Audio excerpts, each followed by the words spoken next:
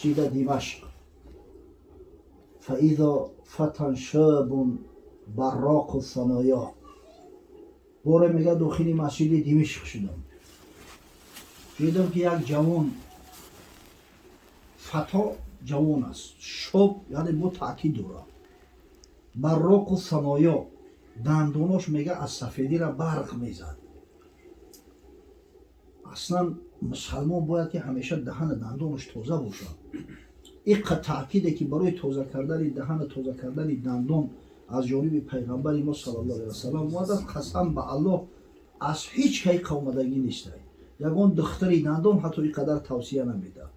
دخترای دندون رو ببینه میگن که در یک روز دو بار دندونتون رو تازه کنه، بشوره و مسواک یا که با هم پسته دندون.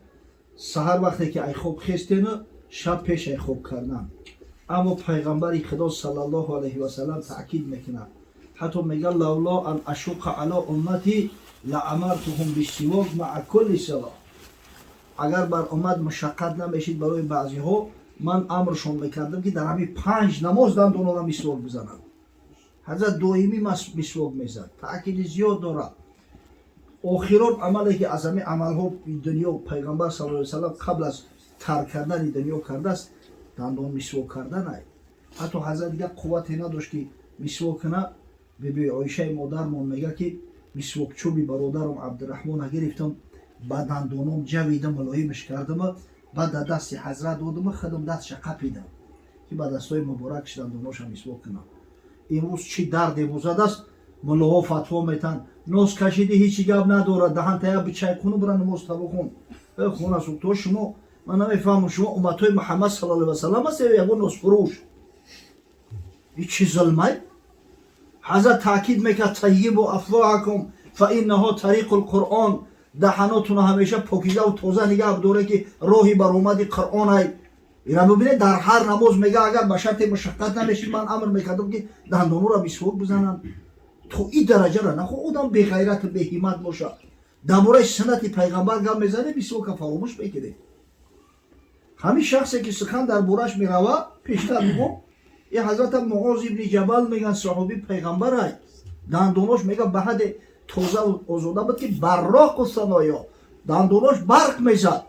ولی رکلام میکنه وقتی زودوی پستورا با یکون کس میخنده ببینه بلسک داره دندوناش، گویا همون بلسکی همون نشون. الان میخواد دندوناش حضرت بلسک میداد است، میخواد تازه و آزاده. حقیقتا حضرت معاذ ابن جبل همگی 33 سال حیات دیده است. خدا رحمت مغفرتش کنه. جوان بوده است. و اذا الناس معه اذا اختلفوا في شيء اسندوا الیه و صدروا عن قوله. مردمی که در اطراف شیشته بودن میگه یکی اگر در یگان مسئله اختلاف بشید بینشون، یگان نفهمی میشید، یگان مثلا قولهای دوگانه میشید، به همه میگه مراجعت میکردن و قول همین را حجت قرار میدادن. حقیقتا حضرت معاذ بن جبل از اعلم صحابه پیامبر صلی الله علیه و سلم حساب میشود. حتی حضرت انس بن مالک میگفت که اعلمنا بالحلال والحرام معاذ بن جبل. از همه عالم ترین ما به حلال و حرام حضرت معاذ بن جبل بود. در یک روایت در شرح مشکل الاثار اومده است که همه آدمایی که در گرد شیشته میگه همه صحابه پیغمبر بودند. حتی میگه نیفون و ثلاثون، 30 و چند نفر از صحابه پیغمبر هم شیشته بودند. وقتی در یک مسئله اختلاف میکردن صحابه با معاذ بن جبل مراجعت میکردن که همه چی حل میشود. سخن نهایی را حضرت معاذ بن جبل میگرفتند، با وجود یا که 30 سالش جوان بود. در میان صحابه کسایی بودن مثل عباده ابن صامت که ممکن است 20 سال معاذ بن جبل کلان سالتر بود، اما علم قاعده‌اش همین است. در علم فتوا را کسی میگیرن که بیشتر میدونه، علمش بیشتر و زیادتره. حقیقتا حضرت معاذ بن جبل در زمان حیات پیامبر صلی الله علیه و سلم علیه قاضی تعیین شده بود. خود حضرت صلی الله علیه و سلم را قاضی یمن تعیین کرد. در روایت اومده است میگه حضرت وقتی که در بالای شتر سوارش کرده، همون مهار شتر در دست گرفت میبردش، میگه معاذ بن جبل گریه کرد، گریست. من گویا معاذ چرا گریه میکنی؟ گویا رسول الله گمان داری که فراق با تو آسانه. من نمیدونم دیگه برای شما را نمیبینم قسم به الله برای من برای شما را نمیبینم قسم به الله برای من فراق با شما از همین فراق با پدر مادر و از بیتر سختره کرد. و حضرت برای امتحان سوالش کرد، گفت یا معاذ کیف تقضی اذا عرض لك قضا، یکی اگه حکمی را پیشت بیارن تو چگونه قضاوت میکنی؟ حضرت گفت اقضی به کتاب الله، موافق کتاب الله قضاوت میکنم، موافق قرآن. حضرت باز سوالش کرد فإن لم تجد فی کتاب الله، یکی اگر مبادا در قرآن نیفتیش چی؟ همه چیز در قرآن صراحتا نیامده است. یکی اگر مبادا نیفتی چی؟ گفت فبسنت رسول الله صلی الله علیه و سلم، ای قرآن که نیفتم رجوع میکنم به سنت پیامبر صلی الله علیه و سلم. حضرت باز سوالش کرد فإن لم تجد فی کتاب الله ولا فی سنت رسول الله صلی الله علیه و سلم، اگر یا معاذ گفت در کتاب خدا نیوی در سنت پیغمبر نیوی با چه میکنی؟ حضرت گفت اینن اجتهید ولا آلا، در این صورت گفت یا رسول الله اجتهاد میکنم، خب شاگرد شما اون آدم ناامید نمیگردونم، حتما مسئله را میام قیاسش میکنم یا با کتاب، قیاسش میکنم یا با سنت مطهره شما، مقصد که قرار نمیستم جوابی او را سعی میکنم که بیام. حضرت مجتهد بود. همین خیلی میگه حضرت خوشش اومد، همین خرسندشید که گفت الحمدلله الذی وفق رسول الله لما یرضی رسول الله. هم ثابت است پروردگار که وفق رسول الله لما یرضی رسول الله، موفق گردون فرستاده پیغمبر خدا را به سخنی که سبب رضای رسول الله صلی الله علیه و سلم گردید.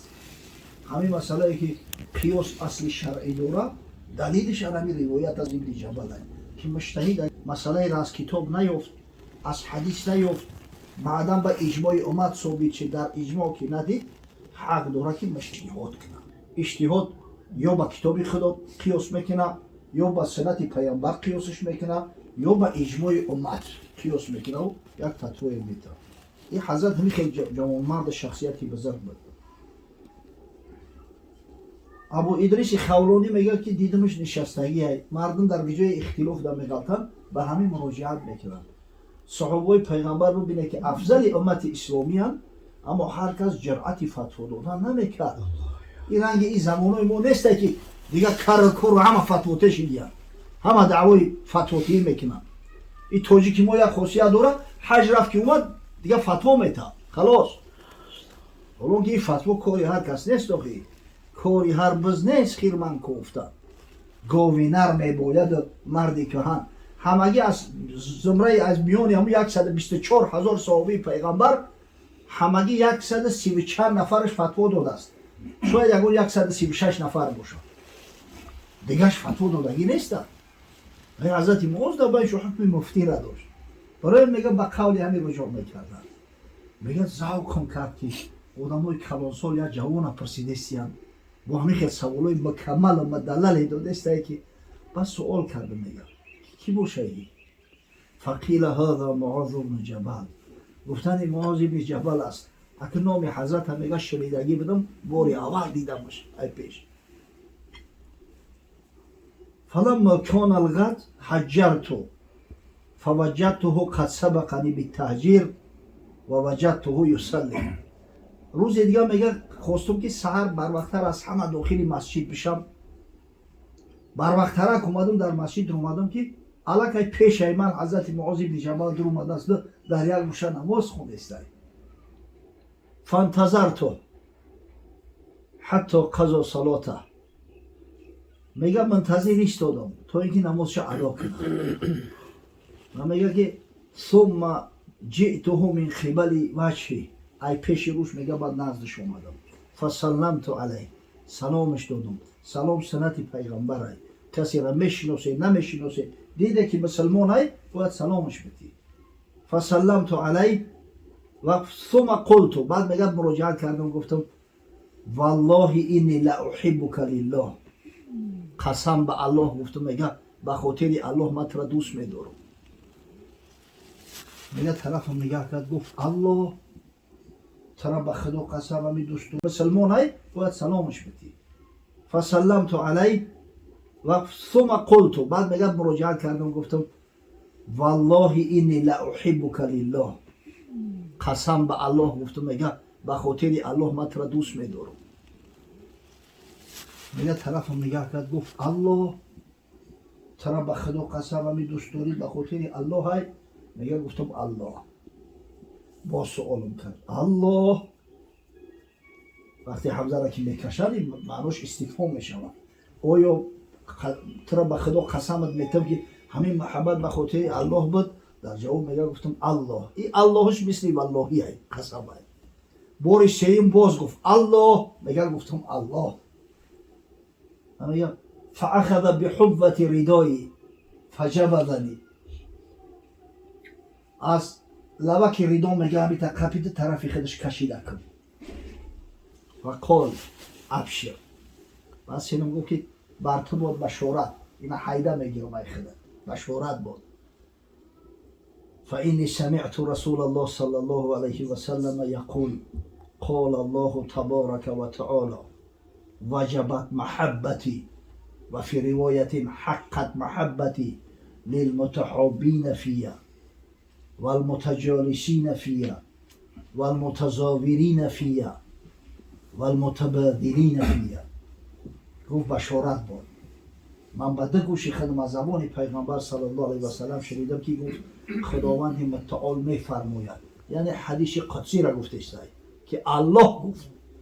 پیغمبر خدا صلی الله علیه و سلم وقتی که از نام الله گپ میزنه چیزی را که در قرآن ها اومده است، این حدیث قدسی است. برای چه قدسیش میگم؟ برای که حدیث به خدای تعالی نسبت داده است، به ذات پاک و قدوسی الله. برای حدیث قدسیش میگم. دیگه وقتی کلمه حدیث قدسی را شنیده بفهمه که کلام الله هست اما از قرآن نیست. حضرت خداوندی میگه فرمود که واجب است محبتی من، واجب است محبتی من، یعنی حتما محبتی من بالای همون شخص برقرار می شود. واجب است محبتی من برای شخصایی که همدیگر را به خاطر الله دوست می دارند، به خاطر الله یا جو بشینند، به خاطر الله همدیگر را زیارت میکنند، به خاطر الله مال بذل میکنند، مال خیر احسان میکنند. این را ببینید انشاءالله همین محفل خیری ما فقط به خاطر الله هست. در اینجا یکون مقصد نیت نیست. کسی از کسی نه وظیفه طلب داره نه یک کاری خیر طلب داره، اما در اینجا به خاطر الله هست. پس ببینید بشارت است از رسول صادق مصدوق از پروردگار متعال که واجب است محبت من به کسایی که به خاطر الله اقدام می‌ورزند. کارشو به خاطر الله هست، نشستشو به خاطر الله هست، محبتشو به خاطر الله هست. ولی امیر راه اومدیم ایشون خورشید بیچاره قریب 1 ساعت ما را همجا انتظار شده ایستاد از در پیش اپرالای نگهی. به خاطر الله نباشه کار نداره میروه پشت کارهای خودش. سبحان الله. پس خشا به حال کسایی که دوستیش و محبتشو به خاطر الله هست. زیرا فرد روز قیامت هر شخص قطعی محبش حشر می شود. کسی را دوست داشتی همراه با خدای تعالی حشرت میگردونه. مرد نزد رسول گرامی صلی الله علیه و سلم اومد سوالش کرد که یا رسول الله متى ساعه، ای حبیبی خدا گفت قیامت کی قایم می شود؟ حضرت اینجا میدونه که قیامت کی قایم می شود، غیر الله کسی آینده را نمیدونه. قیام ساعت، قیام قیامت فقط پیش پروردگار است. در کجایی که پیغمبر از سوال میکنن از مسئله قیامت، خداوند در جوابش میگه که قل انما العلم عند الله، بگو که علم قیام قیامت در پیش پروردگار است، این را ما نمیدونه. حتی حضرت جبرئیل امین بار به صورت یک اعرابی نزد پیغمبر خدا صلی الله علیه و سلم اومد. اصل حدیث در صحیح مسلم است. سوالش کرد که یا رسول الله متى تقوم الساعه، قیامت کی قایم می شود؟ یا اخبرنی عن الساعه، از اون ساعت قیامت مرا خبر ده. حضرت گفت که مال مسئول عنها باعلم من السائل، سوال شونده مثل سوال کننده در این مسئله هیچی را نمیدونه. علم نزد پروردگار است. از همین خاطر حضرت صلی الله علیه و سلم با سؤال او برادر با سوال مراجعت کرد. گفت و ما اعددت لساعتی، از ساعت قیامت میپرسی؟ اینا فقط خدا میدونه. میگی تو بابا بگو که برای همون روزی بزرگ چی تیاری داری؟ خداوند قبولت میکرد است به یگون حجاب، به یگون ترجمان در پیش خداوند میستی میپرسد چی تیاری و آمادگی داری برای همون روزی بزرگ؟ مرد گفت حب الله و رسوله. یا رسول الله عملان بسیار اندک، من شر میدارم که بینت کنم هیچ نکرد، نماز برای خدمت خوندم، اما تمام وجودم مال از محبت خدا و پیغمبره. دستاویزی من برای این روزی بزرگ همین محبت ہے، محبت الله و محبت رسول الله صلی الله علیه وسلم. حضرت بشارتش داد گفت فإنک مع من احببت، کسی را دوست داری خداوند همراه همون حشر میکنه. نباشه در قصص، نباشه در تشویش، نباشه انشاءالله. راوی حدیث حضرت انس بن مالک میگه فما فرحنا بعد الاسلام فرحا اشد من قول النبی صلی الله علیه و سلم فإنک مع من احببت. هیچ وقت در خدمت اینقدر شادی و مسرت احساس نکرده بودیم آنچنانی که بعد بشارت رسول خدا صلی الله علیه و سلم که تا همراه محبت حشر میشه. حضرت میگه فانا احب الله و رسوله صلی الله علیه و سلم و ابوبکر و عمر، زیرا من الله دوست می‌دارم، زیرا من رسول الله صلی الله علیه و سلم دوست می‌دارم، زیرا من ابوبکر دوست می‌دارم، عمر دوست می‌دارم و ارجو ان اکون معهم و این لم اعمل باعمالهم. از همین خاطر امید دارم که اگر چند عمل اونا را ندارم، صدق اونا را ندارم، غیرت علم اونا را ندارم، اما مادام که دوستشان می‌دارم خداوند همنشین هم و حشر می‌کنه. ان شاء الله ما هم یقین داریم که ایشون سفرعلی و اهل خاندانش این مهمانای محترمش که در این محفل خیلی ما شرکت دارن به خاطر اینکه الله دوست می‌دارن، رسول الله صلی الله علیه و سلم دوست می‌دارن، انما و خرالتی وارثای رسول الله صلی الله علیه و سلم اصلا دوست می‌دارن، فردا روز قیامت همراه باشون حشر میشوند. خداوند بزرگ خیرات احوادرگاه بی‌نیازش قبل پنهان نیست، عالم السر و الخفیات، زیرا بالا نمیتوانم گفت خالق الارض و السماوات. شکر حمدی تو چند توانم کرد حافظ فی جمیع حالاتی. هر دعایی که میکنن این بندگان دست و دعا برداشته، دعای ما بنده‌های عاجز پروردگار این است که اولا در منزل ایشون سفرعلی و در منزل مهمانانش در این محله و در این دیار فیض و برکات و خیرات و حسنات ایشون نازل فرما. پروردگار ارواح گذشته‌های صاحب خانه را خاصتا روح مادر مرحومش رحمت مغفرت. این ختم قرآنی را که انجام داده شده است پروردگار را به درگاه بی‌نیازت قبول فرما، توأم با قرائت و نعت نشیدهایی که قاریا سرودند، توأم با نان و طعامهایی که در این خاندان ایثار شد، و پروردگار را برسان به ارواح جمیع پیغمبران ثواب ختم قرآن، خاصتا به روح رسول الله صلی الله علیه و سلم. حضرت روحش از صاحب خانه و از اهل خاندان شاد و مسرور گردان و فردا روز قیامت از شفاعت آن حضرت صلی الله علیه و سلم نصیب شد گردان. بعدا برسون به روح جمیع مؤمنین و مؤمنات، مسلمین و مسلمات، خاصتا به روح مادر مرحومه. پروردگار را در خواب ناز عروسی و راحت تا قیام قیامت حفظش گردان. پروردگار را در بحبوحه جنت مستقرش گردان. دعای ما با دعای عاجزین از پروردگار را که در منزل برادران فیض و برکات خویش را نازل فرما، جمعی مراد و مقصودهای دینی و دنیویشون حاصل بگردان. دعای ما بنده‌های عاجز در این محفل خیری است که پروردگار را به جمعی بیمارای مسلمان شفای کامل و عاجل عنایت فرما، خاصتا ایشان سفرعلی را هر چیز زودتر و بهتر و بهترین صورت در شفا ببخش و او بینیش درست کن که انشاءالله زینت مرد بینی است.